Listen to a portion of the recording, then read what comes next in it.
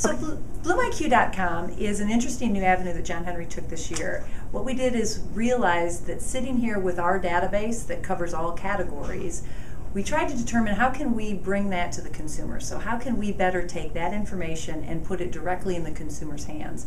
We know the number one issue is not really just sun and shade when a consumer comes into a garden center, but it's rather, what the heck do I plant on my front porch? What do I put on my deck?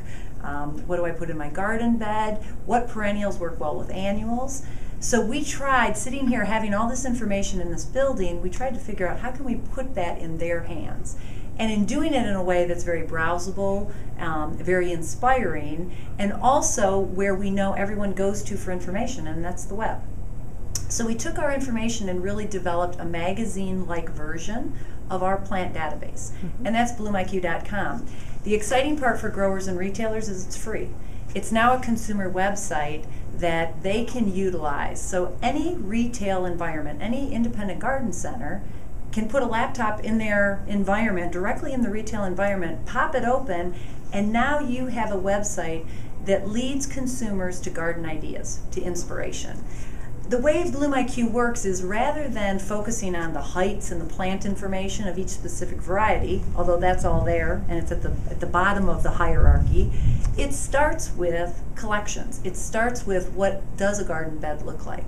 So when you browse BloomIQ.com, the first thing you come to is, do I want to search for window boxes, containers, landscape beds, bright colors, deer resistant?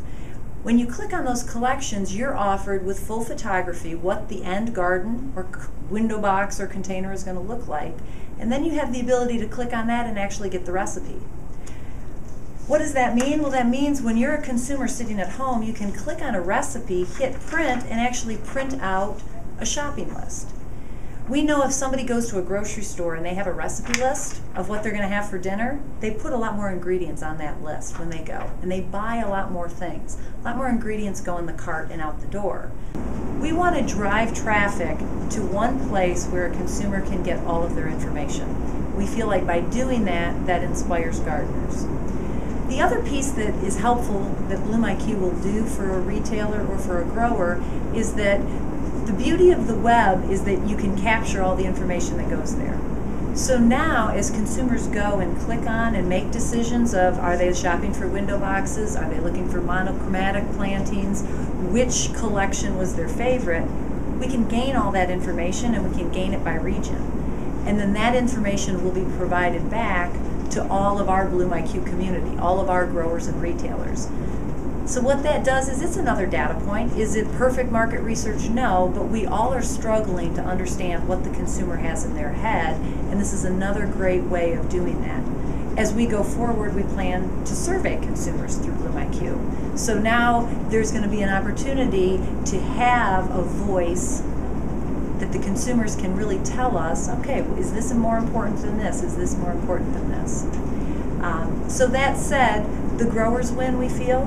Independent garden centers win, but most importantly, the consumer wins. And we feel strongly that if you can inspire consumers, if you can make them feel more confident about buying plants, they're going to do just that in the garden center. And what might have been a flat of annuals as last year's purchase could turn into a perennial garden or a foundation planting this year, because we've really inspired them and given them the ammunition and the confidence they need to go in and